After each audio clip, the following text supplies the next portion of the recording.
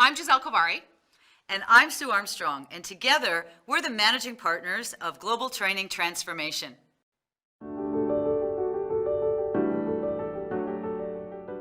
We get so many people who come to us and say, oh, I have to go and do training again.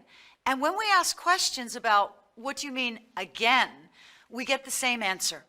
That people have done training through virtual means, through a PowerPoint presentation delivered over a 2-hour period, and then they're frustrated and confused when the people who sat through that presentation aren't doing anything differently. And that's because a presentation, technically, is not training. So these days, when we do training, we actually look at more of a 70-30 model, meaning I, as the workshop leader, as the training leader, am only doing 30%, that the audience is engaged 70% of the time. So that's what this program is about, is how do we create those programs that are actually 70-30.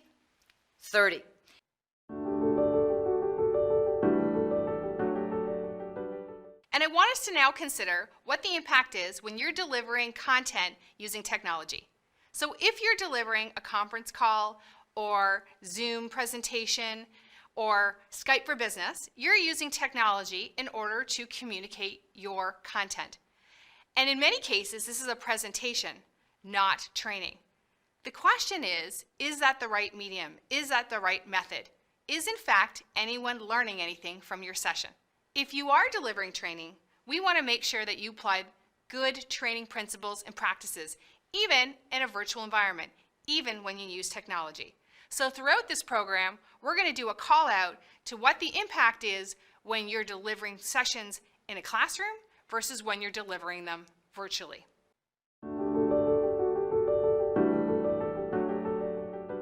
It's important to consider the fact that there are different levels of learning that we all experience based on different types of activities. These are often referred to as Bloom's taxonomy. When we're delivering a presentation, we're only hitting the knowledge and the comprehension level. When we make the decision to deliver training, we're moving over to those other 4 areas. And we use these levels of learning to assist us in creating learning objectives.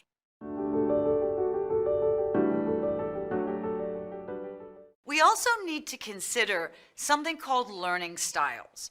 So not everyone learns the same way. So I want to give you an example. So imagine you've gone to the store and you've bought yourself a new piece of furniture. The kind that comes in the flat pack, you know what I mean, the kind with the hieroglyphics that you have to try and read to put it together.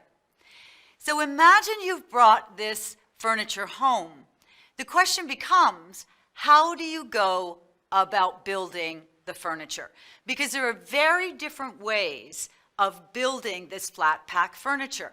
And these different ways of building that furniture represent different learning styles. What, if you look at these learning styles, you'll notice is that overwhelmingly, most of them require some sort of interaction or experience in order to learn.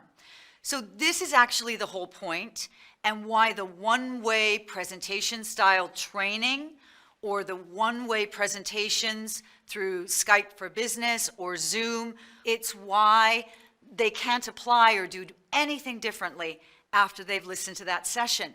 It's because the content is not designed in a way that captures their attention.